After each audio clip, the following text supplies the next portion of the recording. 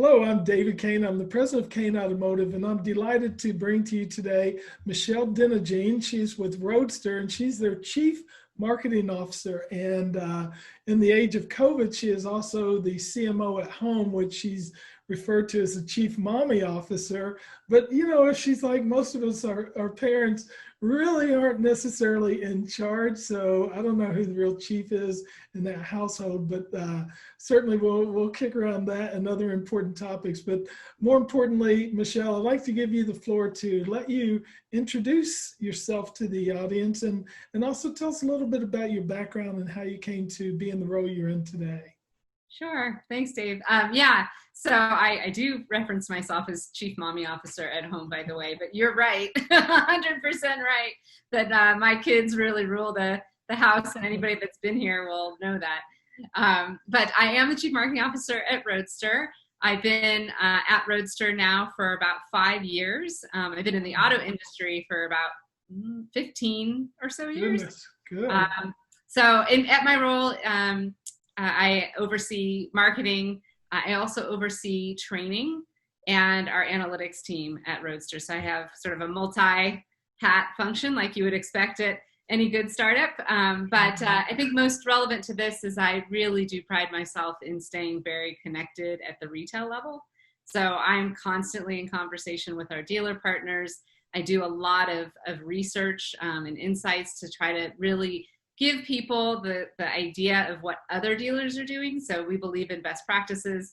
And I always tell people that I don't think that people really want to hear from us as a vendor. I think they want to hear from other dealers. And so I tell people all the time, like, if you really want to unpack our marketing strategy at Roadster, that's it.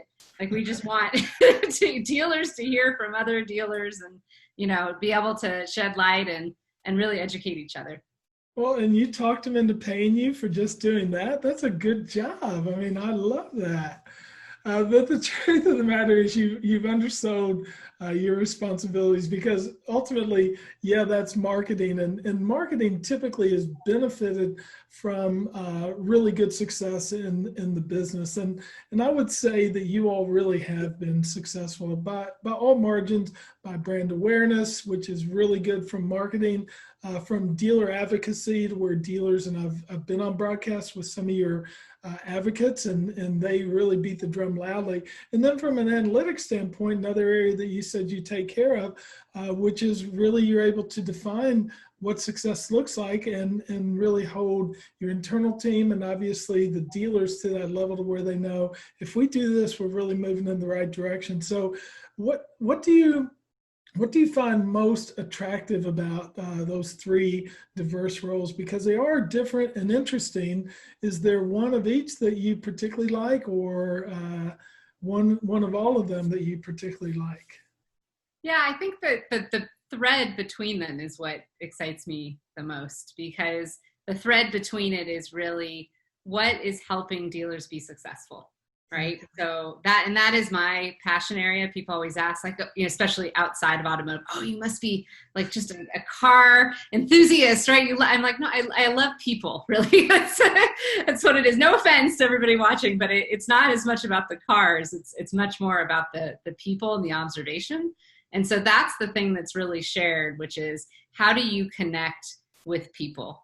Is it through data? Is it through stories? Right? Is it through shared experiences? There's a lot of different ways in that. And I think the best way to build a brand, to your point, is to really deeply understand your customers and to let that shine. So I know I try not to undersell it, but it really is just deeply understanding them, because I think that's where all the strategy comes from, right?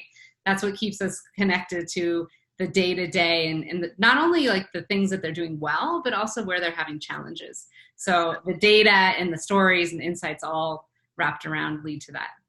Well, what's cool is you and I have made it a point. We get together quite a bit, and during COVID, we were on the Zoom meeting at least once a month, just kicking around just our own experiences. And it's fun to see what you've learned. And if you just look at this period of COVID, which, you know, I guess for all intents and purposes is from mid-March until, God, let's hope we've got a timeline on this thing. But what would you say is the key learning that you're seeing from your best performing dealers?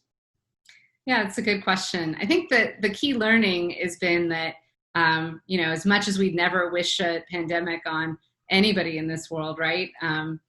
The reality is that it really pushed everybody to figure out how to evolve in some capacity. So this isn't just our top dealers, this is everybody, right?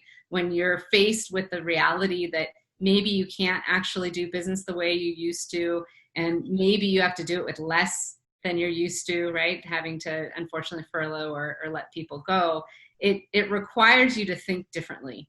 Mm-hmm. And that thinking differently has led people to try on things that they may never have done, or maybe were considering, but just hadn't started yet. And so I think that's been, from my perspective, the most fascinating thing that's happened during this time is just watch the industry try new strategies. I think so often when we're not faced with a difficult time, it's really easy to rest on our laurels and say, hey, what we have works, right? We're profitable, things are great, so let's just stick with the status quo. And we know that we need to maybe modernize, but everything's working really well right now. And then you have something like this sort of land in your lap and you're like, oh shoot, we actually really do have to, we can't physically do what we were doing before. So I think that overarching theme is what we've learned. What comes from that, though, are seeing people find these incredible efficiencies that they never thought possible. That's probably the biggest thing that I've seen, we've done mass surveys. We partnered with NADA and did a big survey of 236 dealers. And then we also have been talking to a lot of our dealer partners over the course of the last many months since COVID hit. And the fact that they can actually look at their process differently and start to sell more cars per person is probably the biggest learning that we've had. Because I think as an industry, we always thought, if we could sell 10 cars, okay, that's a good goal. 13, that's a stretch goal. We should all strive for that. Top performers were maybe selling 15 or so. Now during COVID, some of our partners have sold 30, 40 plus cars per salesperson. You look at that, and while that may not be sustainable, who knows what those people had to do to get that, you realize that our framework was flawed, that we thought that they could only sell a certain amount, that there are now capabilities that enable people to actually sell a lot, be a lot more productive. And so I think everybody's sort of internalizing that and saying, that's interesting. I didn't think about that. And so now let's change our thought process and look at a lot of these capabilities that we deployed during COVID just to get by and see which ones really will stand the test of time.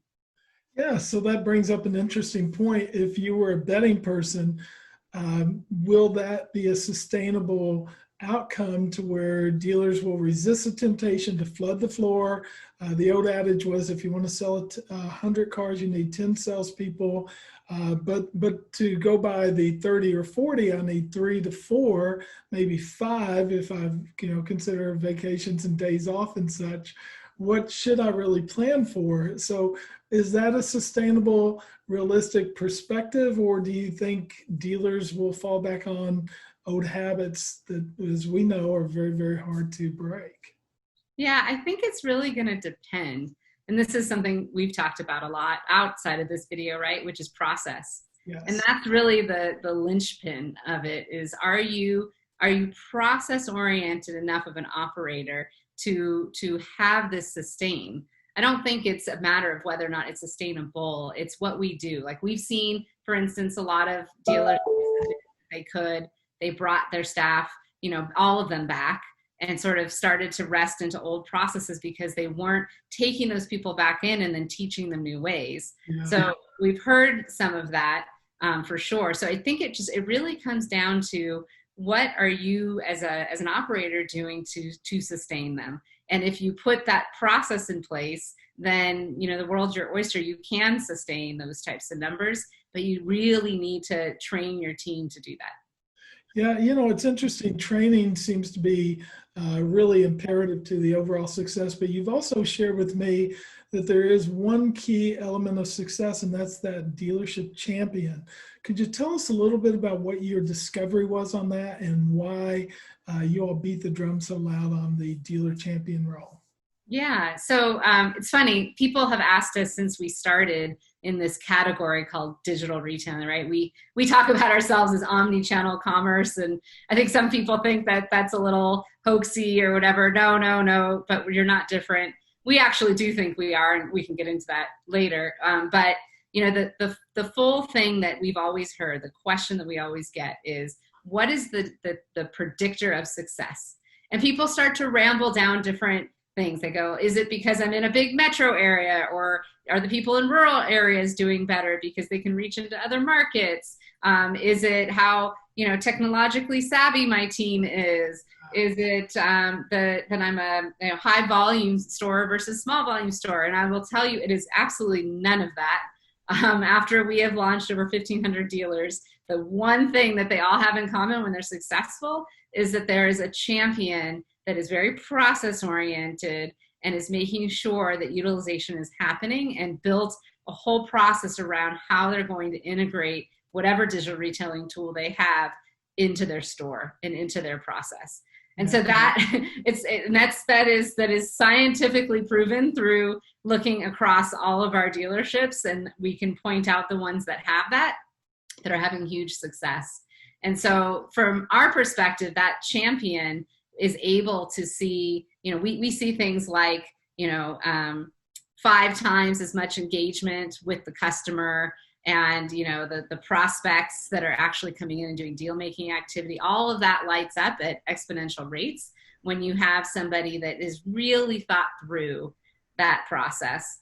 And it's funny, you can hear it when you talk to people too, Dave. Like, I had an interview with one of our partners last week, and the very first thing they said was, when COVID hit, I was the one who was asked to evaluate all the digital retailing tools. And so the first thing I did was I figured out what process we wanted to have moving forward.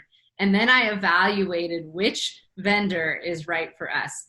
And the minute he said that, I was like, yeah, okay, now I know why you're successful. It was like an immediate, like the minute he said he put a process together before he did all of that, they knew exactly how they wanted their sales process to work. I was like, okay, you're going to be fine. Imagine. Well, so that's interesting. And I'll just share with the audience, you all have worked with some of the most renowned names in the industry, and you look at the Longo Toyotas and the Paragon Hondas and stores of that nature. You and Rudy and Andy have got to sit there sometime as you're getting ready to launch with these kind of big companies that really are moving in the direction, saying, oh, I'm glad they chose us, but I'm scared to death that they chose us, because what if we screw up, right? So how much responsibility do you have in that role, and what do you do to pave the way to success? Because we know the champion is important from their perspective. What's important if I'm the selector of the platform? What do you all do to ensure that level of success? Yeah, that's a great question. So we actually have started to look at different levels of implementation. We realize that not everybody's going to boil the ocean. So the very first thing that we ask dealers is, what is your goal? What is your goal and what is your objective? And then we start to talk about the capabilities connected to exactly what it is they're trying to accomplish. So if we hear something like, we really are just trying to modernize our experience and engage with our customers on the digital front, like my showroom was closed for a bit, that scared me to death. We need to figure out how to do this remotely. Then that triggers to us, okay, we better show them exactly how they can work with customers remotely, the tools they have on the back end of the platform so that they can go back and forth with the customer, how we empower their salespeople to have that conversation, and how they can interact with any lead that they get, not just ones coming from our platform, but any lead across the internet, to actually get somebody into a deal-making activity. Because like I said, the thing we learned from COVID is a lot of the showrooms were closed and they had to do this remotely. So how do we encourage people and guide them through how to connect with customers in that way? Versus somebody else who might say, look, we're all in. We want to use this in our showroom. This is our sales process. We hear people refer to us all the time as helping to digitize their sales process. And so when we hear that, they're saying, we don't have a separate, showroom versus website. Like, this is our sales process. then we know that they're also going to want to hear about how they can check in a customer in the showroom, how they can pencil deals side by side, slide the mouse over, probably in some kind of protective gear right now, but, and let them sort of look through everything together and work with that customer A to Z, making adjustments, communicating with the sales manager. All of that functionality that sits within our showroom capabilities is what that type of person will want to hear about. Yeah, that's magical for me because for the longest time, we've been trying to get our clients to evolve. And when they reach out to us, they're already in that position. They want to evolve. And I remember a client years ago said to me, "You're the doctor, give us a cure." And there's some pressure that comes with that, obviously, because, you can't always be all things to every dealer. But at the same point, there are things we know that work. And one that we've learned over the years is you can't really have two different sales processes, the floor sales process and the internet sales process. And anytime that we're going in and we've got, say, a situation where it's a group and they've differentiated the sales floor team from the digital team, if they keep them separated, yeah, you can do it that way. But if there's a merger that takes place anywhere during the transaction, they got to be working the same way. And what we try to get across to them is you don't need another sales trainer. We are the sales trainer because we're digitizing what you're doing. And when you all came out, I remember when you all were the first ones that I got orientation to, and you and I met a long time ago, I was like, holy moly, this is what we've been really looking for, and how it feels really good. Now, of course, I'm Switzerland, and I, am not going to come down soundly. And I think that's part of what you appreciate about me is if somebody wants to go left, I'm going to help them be really good with the left product and the right product. And that might be you guys, or maybe they're switching over. We just want them to be good with whatever. And one thing that I've learned about you is you really just want the water level to rise, and you're okay helping everybody. So is that just a marketing strategy, or are you just that good? I don't know if I'm just that good. I don't know if I phrase it that way, but it's not a marketing strategy. I think it's just, we sit in an industry where it's still new and there's so much education and there's so much noise. I mean, I think it's the category of digital retailing has become a little bit like, Kleenex in some ways. It's sort of like everybody has their own brand and you don't really always know exactly what the differences are. And so I think, for us personally, I do think there is such a thing that, the rising tides, but for me, it's really just about wanting people to understand. I mean, for us, if we don't think that our tool is right for you, then by all means, right? We just want you to understand the full capability. And if you want to go tip your toe in a different tool, we just want you to know that we are here as, an expert to help you. And when you're ready for something that may be a little bit more robust, we're here. It's really genuine, to be honest, Dave. We just really want people to understand. And I think part of that comes from just being part of something in an industry that, the biggest competitor out of anything is just the status quo, right? So I think that really what we're trying to do is get people to see that there is a different way to sell in this modern day and age. Yeah, and I like the fact that you chose the word different instead of better. I think so many times we're in a position where we always want to tell people that it's better. Well, I don't know. I mean, it's different, but let me be the determiner of whether or not it's better. And if it increases my sales, increases customer satisfaction, increases my profitability, and my employees love it, then it probably is better. So that all makes sense. So let's get into that comparative analysis. If you were in an elevator and you were going up and you knew you had a couple of minutes, why Roadster? What is the differentiating factor for you? Because you've been there, you obviously are in a position where you feel really attuned to the product, you enjoy your coworkers, but why Roadster if I'm a dealer? Yeah, I think the biggest thing is that we really, when I said we digitize the sales process and that's how people have described us, I truly mean that. It's not to say that we are changing everybody's sales process. You have to, change everything to use us. I think some people might have that perception, and that's not the case. But it really is about working hand in hand and not just thinking through what I call the front line, which is your website and plugging in commerce capabilities. I was thinking about this a lot over the weekend, Dave, which is I feel like digital retailing as a category has gone in like lots of different directions of how people define it. And now I think most people are right back to defining it as e-commerce. And I don't know where that happened or what turn we took, but I think that it's very much about people thinking about, how do I plug this into my website so I can sell cars online? And when we talk about Roadster, that's one element. It really is one element of the overall platform. What we really are trying to do with our technology and our capability is to help dealers digitize their sales process. And what that means is not only can I help somebody who is coming and looking at, building deals on my website, but I can do it with them side by side in the showroom. And I have all of the tools I need. It's not just about using, pulling up the same experience that you used on a website in the dealership and using the exact same experience. It is the same user experience, but there's a lot of capabilities to really empower that salesperson to take that customer completely through the transaction at whatever point the dealership is comfortable. So what that means is if they want that, salesperson to take them and all the way through to the first pencil, do they want them to completely desk the deal?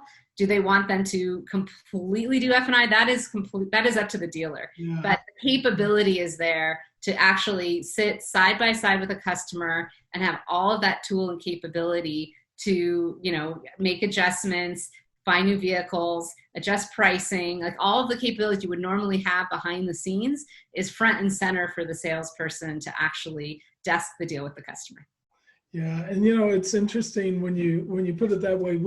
We start way back at the engagement phase, and one of the things that you've talked about and we've shared ideas on is, regardless of where it comes from, whether it came from your express store on your website, share the express store experience with them and start working them that way. And a lot of dealers are afraid of doing that because what we teach is get them to engage. And we actually, a lot of people call it the follow-up process or the lead handling process. We call it the engagement process. And one thing we've learned is by inserting digital retailing elements into engagement early on, we get better feedback from the guest and engagement, which is what we're looking for, without having to chase, and then eventually get them to have a dialogue with us. But if we give them something to do, something to act on, maybe adjust a variable in their deal, it does tend to work in our favor. So to that end, digital retailing is a great ultimate sales tool, but at the start of the process, it's a hell of an engagement tool. Yeah, and I think you just touched on something, which is it's also a tool to be proactive with, right? So it's not just about the reactive nature of waiting for people to come to our website and engage and start building deals, but the actual power is in being proactive and sending that to your customers and saying, hey, look, we have a way for you to start looking at numbers on your own and, kind of figure out what your payment should be. It also flips the conversation from pricing to payment, which is another thing we want them to do, right? Like you can pull the levers for yourself and see what payment will work for you and change your down payment, do all that, then the pressure of the negotiation goes down. So I think there's so many positive things in that and being able to proactively share. The other thing I was going to mention, because you were making me think of it, is we've been watching this engagement, exactly what you said. Like, do you take it from all your internet leads and share it out openly, so that they have that initial capability? Not only is that speeding up the time because these people are doing some of it ahead of time, but it's increasing the engagement level when you interact. And so we've been studying that behavior and are actually right now about to roll out a new product that is focused exclusively on that. And in our way that we always do, it's called Express Response, because everything in our portfolio has the Express name. That is the marketing side of me there. But the reason I pointed out is because we've had this very manual activity that people have been doing naturally, to your point, where they get the lead into their CRM and they share the details. But that's a manual process, right? Either they're sending it out via an email or they're sharing a link. And so what we've done and what we're rolling out is the ability to actually have that lead engagement happen with in an automatic way. It's not an autoresponder, as we traditionally say. In fact, I had somebody internally say that it responds automatically, but is not an autoresponder in the way that we think about it, right? Because these are intelligent responses that are really solving the problem for the customer. So if they came looking for pricing, what typical responses would say is, come into the store, we'll talk about it, or, different things.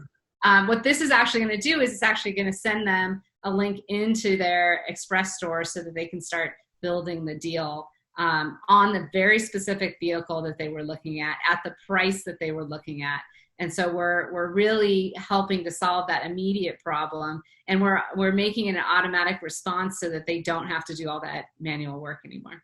I love that. Yeah. And, dealers have to be efficient, as you noticed, as you opened up with, if I'm selling 30 cars in a month, if technology can be my friend and actually help me with some of my communications, I'm all for that. So doing that mundane, typical follow-up, and we have to be honest with it. A lot of the responses that we send become very robotic anyway. So we might as well have a really thoughtful one that has had the analytics behind it to show that it actually works. So, wow, so much to cover. We could talk for a long time. Michelle, this is wonderful, and we'll definitely have you back on because this is an evolutionary process, a lot of good changes. One of these days, you won't have to be the chief mommy officer full-time, or at least 75% of the time, perhaps. But it's great to have you on here, and we appreciate you and are huge fans of Roadster as a product, and digital retailing as a category really plays well for our what we teach with our clients. So thank you very much, Michelle, and we'll see you next time. Thanks for having me, Dave. And what I would say to everybody is if they ever want to talk about it, I don't care what tool you're using, I'm always available. So as I know you are too. I remember our very first conversation that we ever had when I called you and I said, we just want you to understand what we do. That's it. I don't want you to recommend us. I don't want you to do anything. I just want your feedback as to what you think about us. And right, I asked you, what are we not doing that we should be doing? And that is definitely the spirit at Roadster. That's how we grow. And so we learn from every conversation. So I welcome any conversations. I'm just Michelle at Roadster. It's pretty simple if anybody's interested. Well, we'll make sure your contact information is part of this. And once again, she means exactly what she says. She's totally authentic and sincere. And Michelle, that's what really makes us want to get behind the company that you represent and do such a great job for. So thanks a lot. And thanks for everyone for watching, and we'll see you next time.